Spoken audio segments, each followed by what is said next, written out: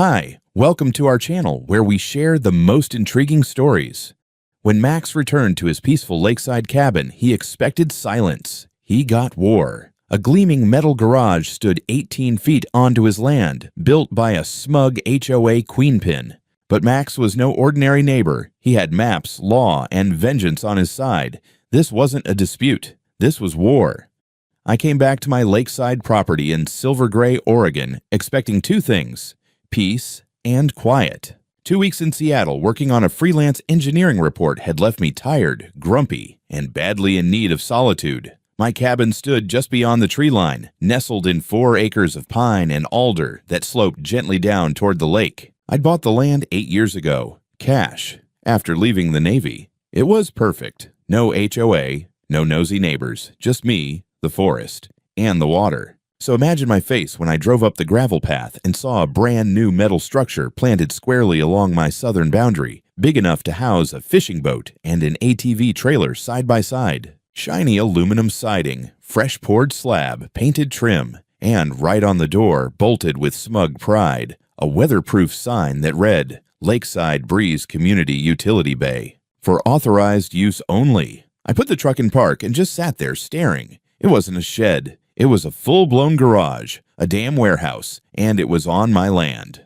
I walked the boundary following the flagged markers I'd installed myself years ago. Permanent state-certified survey caps, all placed by the book. I was a licensed land surveyor, after all. I knew exactly where my property ended. This thing wasn't straddling the line. It was planted 18 feet inside it. The first neighbor I found was Craig Summers, a pale guy in cargo shorts who lived just down the slope. He was outside cleaning his kayak. When he saw me, he froze. "Hey, Max," he said.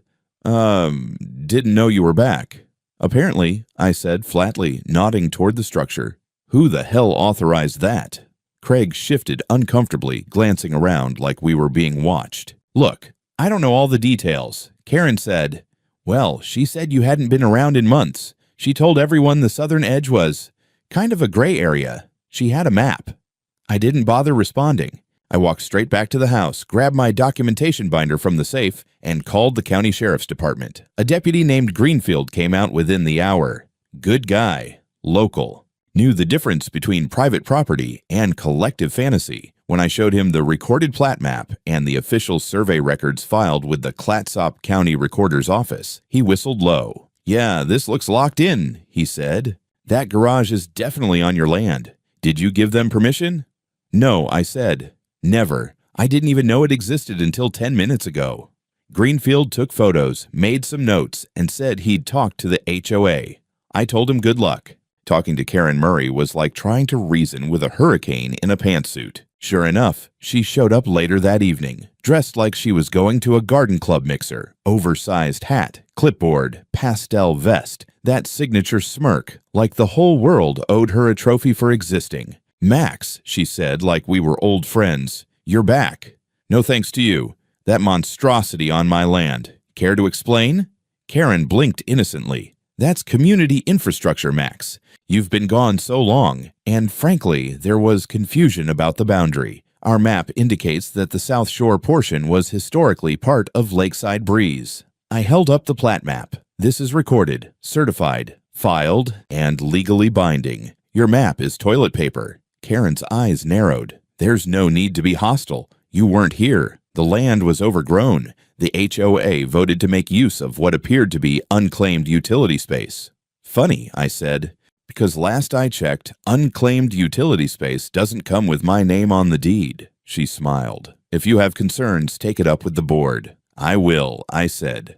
"In court." As she turned to leave, she added, "Max, this community thrives on cooperation. I hope you won't be difficult." I watched her walk off like she owned the goddamn lake, but I wasn't angry. Not yet. I was calculating. That garage wasn't just an eyesore, it was an invitation to war, and I intended to bring the entire legal toolbox with me. The next morning, I wasn't sipping coffee on my deck like usual. I was on the phone with a private surveying firm in Astoria, laying out exactly what I needed. An emergency boundary verification, full site scan, and a certified report I could wave in court like a loaded shotgun.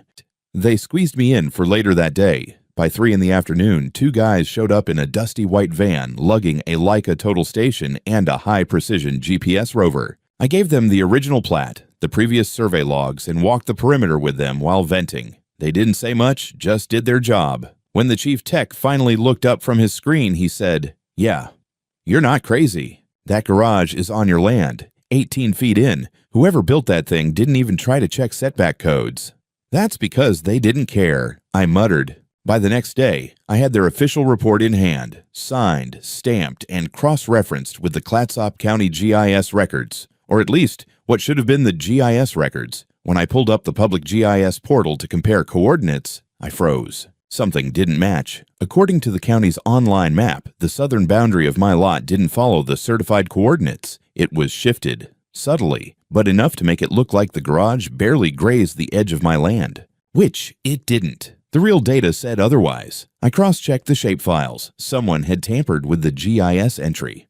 The metadata for the latest map revision showed an update from 7 months ago, done by a consultant logged under the username K. Murray External. My blood turned to ice. Karen had actually filed a false correction to the public property record. That wasn't just dishonest. It was criminal. I printed everything: the survey, the screenshots, the metadata logs. Then I drove straight to the Clatsop County Land Committee office and filed a formal complaint for fraudulent alteration of recorded boundaries, attaching all my evidence. The clerk raised her eyebrows so high they nearly vanished into her hairline. "Sir, this is not something we see every day."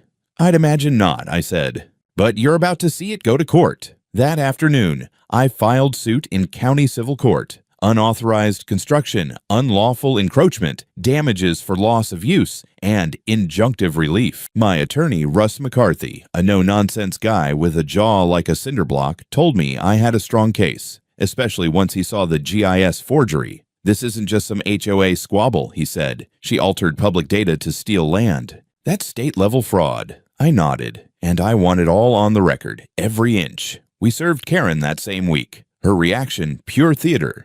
She marched right up my driveway, waving the court notice like it was a parking ticket, and shouted, "You're seriously suing me? Over what? A glorified carport?" I didn't even answer. I just closed the door in her face. But I knew Karen wouldn't roll over. 2 days later, her lawyer filed a response claiming the garage was a temporary utility fixture built with implied consent due to neighbor abandonment. Implied consent. Because I was gone for 2 weeks? She really thought she could gaslight the justice system. She also didn't expect me to play offense. That Friday, I requested a preliminary injunction to freeze further use of the garage until the case was resolved. The court granted it. That meant HOA members couldn't store so much as a rake inside. But when I checked on the building later that evening, the padlock had been replaced, and the parking lot out front was full of trailers and gear. I took pictures of every plate and tag I saw. My patience had expired. If Karen thought this was about pride, she was wrong. This was about ownership and the lengths I was willing to go to defend it. I didn't wait long to follow up on the injunction violation. Monday morning, I was in front of the county clerk's window filing a motion for contempt of court. Alongside it, I submitted the photos of the fresh padlock and all the boats, trailers, and ATVs neatly packed into my garage. The judge didn't need convincing. By midweek, the court had issued an order demanding the HOA cease all activity on the structure and provide documentation of ownership and usage. Karen naturally stonewalled.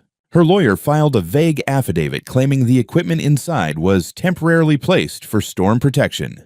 Storm protection. It hadn't rained in over 3 weeks. That's when I had Russ dig deeper. We sent a formal discovery request to the HOA's financial administrator, demanding records of all payments and rental agreements related to the utility bay. At first, they resisted, claimed they had no obligation to provide irrelevant materials.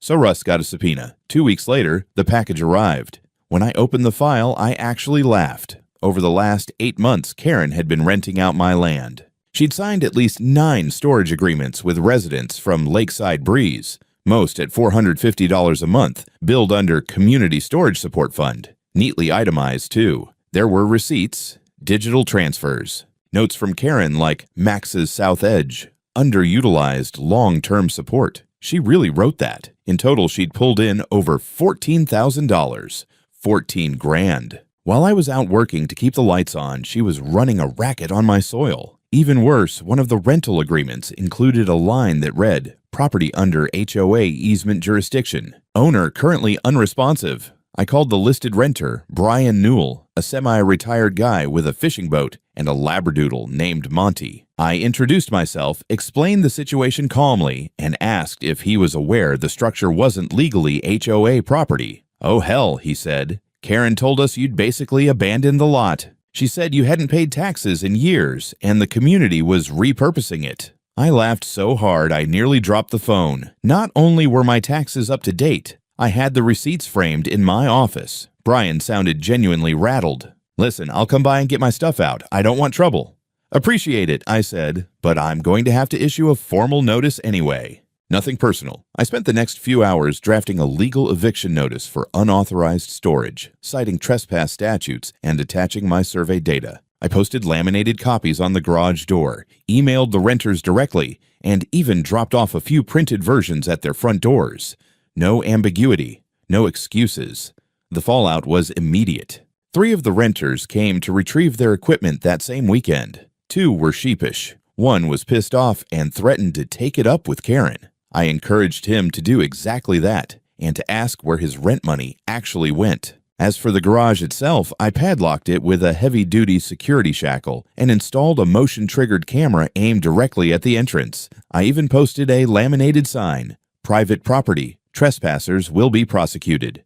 HOA access prohibited by court order." That night, the camera caught someone trying to snip the lock with bolt cutters. She wore a hoodie, but I'd recognize that stiff, angry gait anywhere. Karen. At one point, she looked straight up at the camera, flipped at the bird, and hissed something I couldn't hear. Probably wasn't have a nice day. The next morning, I handed the footage to Deputy Greenfield. "She's pushing it," he said, jaw tight. "She thinks she owns the place." "Well," he said, "she's about to learn otherwise." The next day, I heard tires crunching on gravel. I looked out and saw a Clatsop County cruiser inching up my driveway. Not unusual, I thought. Deputy Greenfield sometimes stopped by when things escalated. But this wasn't Greenfield. A younger officer stepped out, one hand resting casually on his hip. He looked barely 30, buzz-cut, fresh uniform, the kind of guy who still thought citations solved everything. "Mr. Dell," he asked, checking his notepad. "That's me. We received a report that you allegedly brandished a firearm during a confrontation with a neighbor. I'm going to need to ask you a few questions." I stared at him, not moving. "A firearm?" "Yes, sir. The complainant stated that you threatened her while she was retrieving HOA property." "You mean breaking into my garage at 2 in the morning with bolt cutters?" I raised an eyebrow. "Because I've got footage. Want to see?" He hesitated for a moment. "If you have any recording, that'd be helpful." I led him into the house, pulled up the camera feed, and played the clip. There was Karen, clear as day, yanking on the padlock, mumbling to herself, and then finally turning to the camera and barking out, "I'll have your ass in jail, you freak." The deputy watched silently. When it ended, he let out a long breath. "Okay. Yeah, that doesn't match the report. She told you I threatened her? Claimed you confronted her with a weapon and blocked her from accessing HOA storage. You're looking at the storage, on my land, secured by court order." He nodded. "I'll file a supplemental. Doesn't look like anything criminal occurred, on your part." I could tell he was embarrassed, but not half as embarrassed as Karen should have been. By noon, I'd sent a copy of the footage to Russ, and he immediately filed a motion for retaliatory false report, attaching the video and citing the existing court order. That kind of stunt, weaponizing the police with lies, could backfire hard. Karen didn't show up on my property for a few days after that, but I wasn't naive. I knew she was regrouping. Sure enough, on Friday, I got served with another motion, this time from Karen's attorney, claiming the garage was part of a community easement established by historic use, and that I was obstructing HOA operations. Historic use? What, parking jet skis on someone else's land for 8 months while I was away made it tradition? Russ chuckled when he read it. She's panicking. She's fabricating. Either way, he said, they're stalling for time. But I wasn't about to sit around while she twisted reality into HOA-flavored legal fiction. That weekend, I printed out the timeline. When I bought the property, the original survey, my tax records, drone photos from before the garage existed, and, most damning, the revised GIS records tied to her login credentials. Russ compiled it all into a formal response, shredding her claims one by one. He also submitted a motion for early summary judgment, citing clear evidence of encroachment, forgery, and economic exploitation. Then, just to add salt, we issued a formal letter of demand for the entire amount of money Karen had collected, plus interest. But I wasn't done. I contacted 3 of the renters again, this time asking for written statements confirming they had paid Karen directly and been told I had abandoned the land. To my surprise, they agreed. One even offered to testify in court. Apparently, once people realized they'd been conned, their HOA loyalty faded fast. I sent out notices to the remaining renters, giving them 48 hours to vacate or face legal action for trespass and storage of personal property on private land. No response. So I hired a local towing and storage outfit. They came on Monday morning and started hauling gear out of the garage, itemizing, photographing, storing it all off-site. I kept receipts for everything. By Tuesday afternoon, the garage was empty. Silent. Just a shiny metal box, sitting awkwardly on land it had no right to occupy. But the silence didn't last long. At midnight, the security camera pinged my phone again. This time, the footage showed Karen walking down the slope toward the lake, flashlight in one hand, something long and metallic in the other. When she got to the garage, she knelt down near the foundation and started, what? Scraping? I couldn't tell. But then I saw sparks. She was trying to cut into the concrete footings, probably trying to make it look temporary before the next court date. I called the sheriff's department immediately. By the time Deputy Greenfield arrived, Karen was already in the back of another cruiser, red-faced and muttering something about community rights and urgent structural corrections. The officer who detained her, a no-nonsense woman with a flat expression, had caught her in the act, sparks flying from an angle grinder as she tried to slice into the base of the garage like some lunatic welder in a heist movie. I watched from my porch, arms crossed, sipping a mug of coffee like it was a damn spectator sport. Greenfield approached me, eyes tired but amused. "You sure know how to keep your weekends exciting, Max." She's lucky I didn't step out there first. If I'd seen that spark show live, I might have called the fire department. He nodded toward the cruiser. "We'll book her for trespass, property damage, and violation of a court order. She'll be out by morning, but this'll help your case." I didn't need her to stay in jail. I needed the pattern of behavior documented, and now it was undeniable. This wasn't some dispute over inches of land. It was a pattern of fraud, aggression, and willful trespassing. Russ agreed. When I sent him the body cam footage and my own clips, he nearly laughed. "Max, you realize this woman just made our job 10 times easier?" She's a case study in how to lose a property dispute, but Karen wasn't done trying. 3 days later, I was served with a cease and desist letter from the HOA board, claiming that my actions were creating community unrest and sabotaging long-standing communal harmony. I almost framed it as a comedy piece. They wanted me to refrain from further aggressive interference in HOA infrastructure until a neutral arbitration board could review the matter. I didn't even dignify it with a response. Russ, however, filed a new motion that very afternoon, this time demanding court-appointed supervision over any and all communications or physical interventions involving the disputed garage. He also requested an emergency protective order, essentially treating the structure like evidence in a criminal case, which, frankly, it now was. Then came the hearing. The courtroom was modest, paneled in dull wood, smelling faintly of lemon cleaner and old carpet. Karen arrived in a cream-colored suit that probably looked authoritative in her mind, but screamed desperation cosplay to anyone with eyes. Her lawyer, a prickly middle-aged man who looked like he moonlit as a taxidermist, stood up and immediately started spinning. The garage was built under good faith assumptions. The use of the land was misunderstood due to outdated GIS data, and the revenue earned had been held in escrow for the benefit of the community. Held in escrow, that was a new one. Russ stood up, cool as ever, and went point by point. Official GIS records edited under Karen's login, 9 rental agreements signed by Karen, tax payments and surveys showing uninterrupted private ownership, false police report, surveillance footage of criminal activity. He then dropped the bomb, a notarized statement from one of the renters accompanied by a screenshot of a Venmo transfer labeled Garage Space South Lot. It was dated 2 months before I even left for Seattle. The judge leaned back, rubbing his temples. I've rarely seen a more textbook case of encroachment and misrepresentation, he muttered. We'll reconvene next week for ruling. In the meantime, the structure is to remain sealed, and any further entry will result in immediate contempt charges. As we left the courthouse, Karen caught my eye. Her jaw was clenched so tightly, I could see the veins in her neck. She didn't say anything.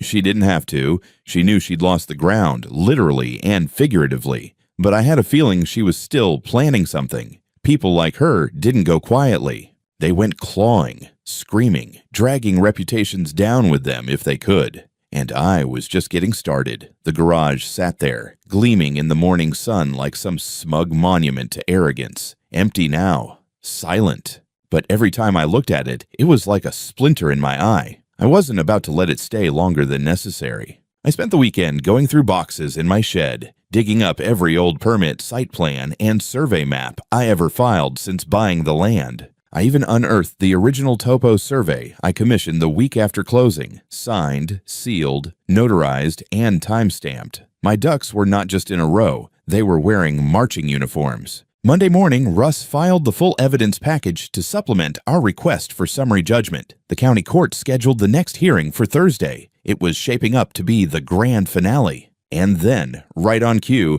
Karen decided to light another match. Tuesday afternoon, I got a call from a local reporter with the Daily Clatsop.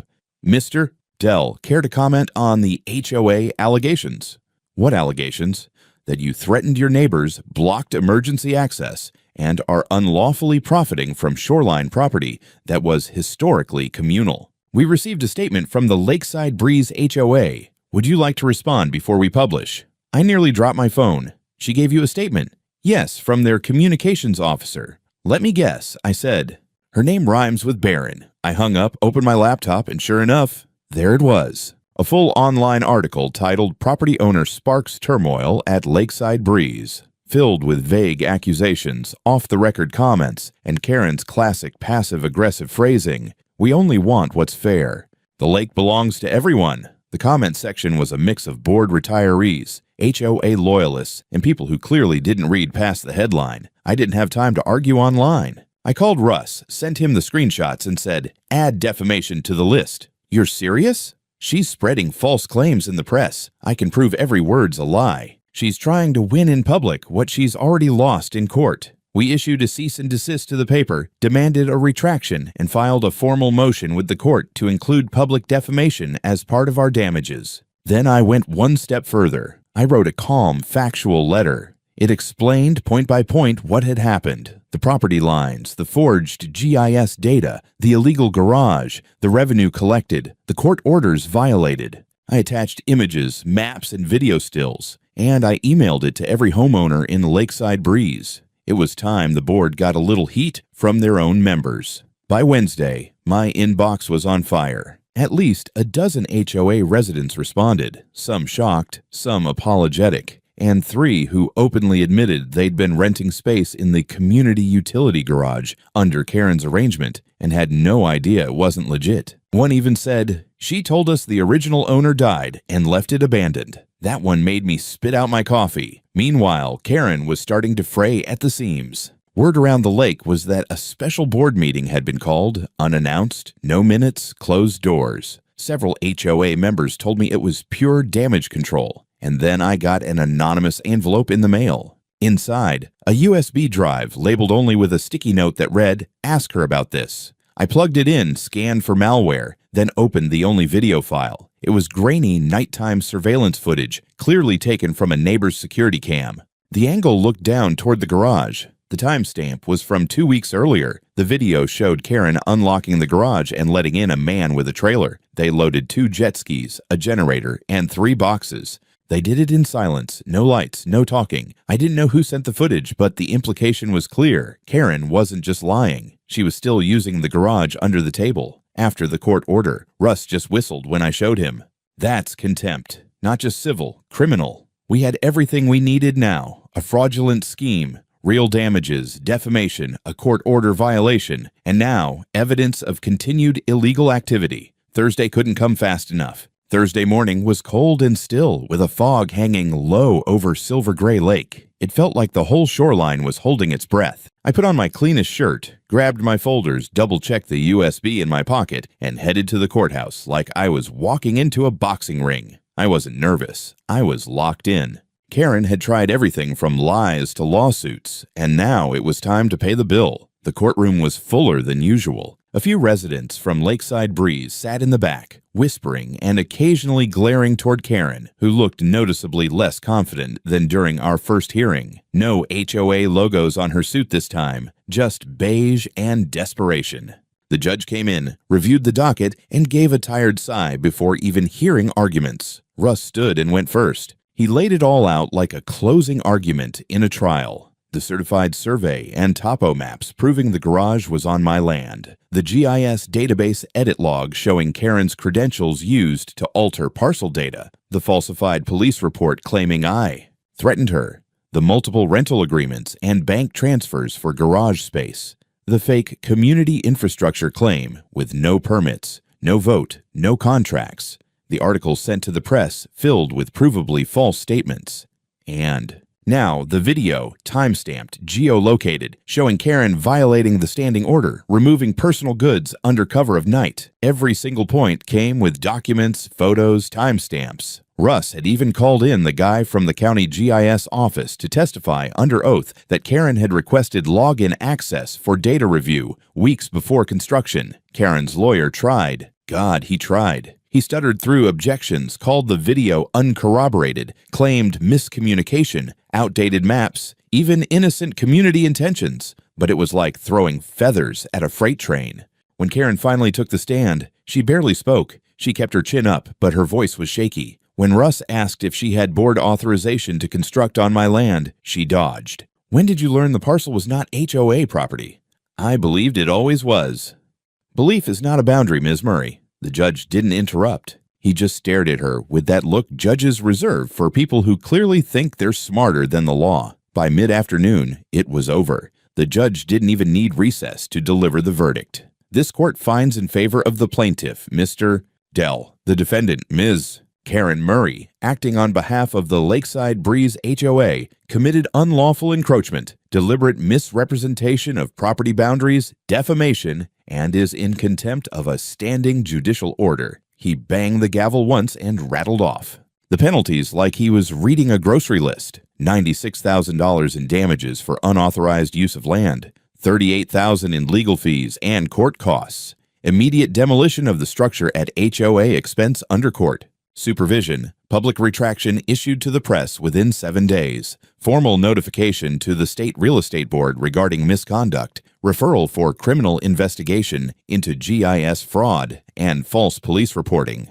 Karen didn't move. Her face was frozen, pale, like she hadn't expected consequences to ever touch her. Her lawyer just packed up his briefcase like a man already calculating how much of his retainer he was legally required to refund. Outside, the sun had finally broken through the fog. Russ clapped me on the back. You know, he said, some people try to win quietly. You win like a damn sledgehammer. I don't start fights, I said, but I end them properly. Word spread quickly. By that evening, someone from the Lakeside Breeze Board sent me a polite email requesting a meeting to discuss next steps.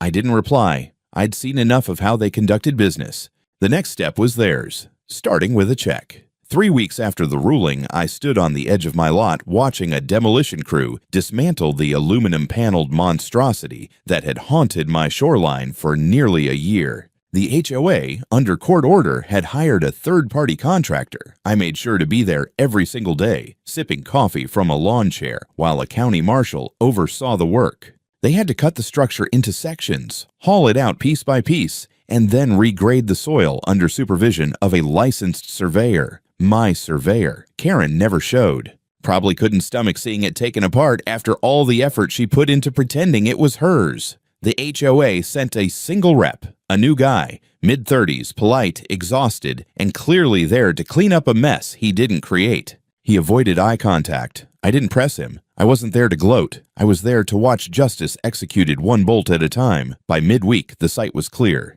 I had the boundary restaked, re-verified, and installed 2 steel signs with laminated, notarized property coordinates. one every 50 feet, just in case someone got creative again. Then came the second satisfaction. Karen's house, once the pride of the East Cul-de-sac, was listed for sale, not voluntarily. The court had issued a lien to satisfy the judgment. When it didn't get paid within the grace period, the bank moved to foreclosure. 6 months later, I got a phone call from an old Navy buddy turned real estate investor. "You still want that lot next to you?" "Depends. What's the name on the title?" "Karen Murray." I laughed so hard I nearly dropped my phone. We made it official through a third-party LLC. Clean, legal, untraceable until the ink dried. The sale went through at auction for a fraction of its estimated value. The HOA was too financially crippled to bid. Karen had defaulted on her dues. Her attorney had dropped her. She didn't even contest the auction. I let the place sit for a while, empty, quiet, overgrown with ivy. Then I had my crew come in and tear down the fence separating it from my land. We cleared a path, landscaped the hillside, and built a cedar overlook deck right where her master bedroom used to be. I added a fire pit, 2 Adirondack chairs, and 1 polished brass plaque screwed into the railing. Private property, not for Karen. I hosted a few friends that summer, veterans, old co-workers, a couple of my neighbors who distanced themselves from the HOA circus. We watched the sun dip below the lake, drank cheap beer, and laughed about how a petty woman tried to steal 18 feet of shoreline and ended up losing everything. Last I heard, Karen had moved back to Utah. Someone mentioned a cousin took her in. The criminal case was still under review. Evidence of GIS tampering, mail fraud, and a falsified police report doesn't just disappear. She wasn't in jail yet, but let's just say the district attorney's office had cleared their calendar. As for me, I had peace again. No drama, no fake claims, no aluminum barn poisoning my view, just lake, sky, and silence. Exactly the way I bought it.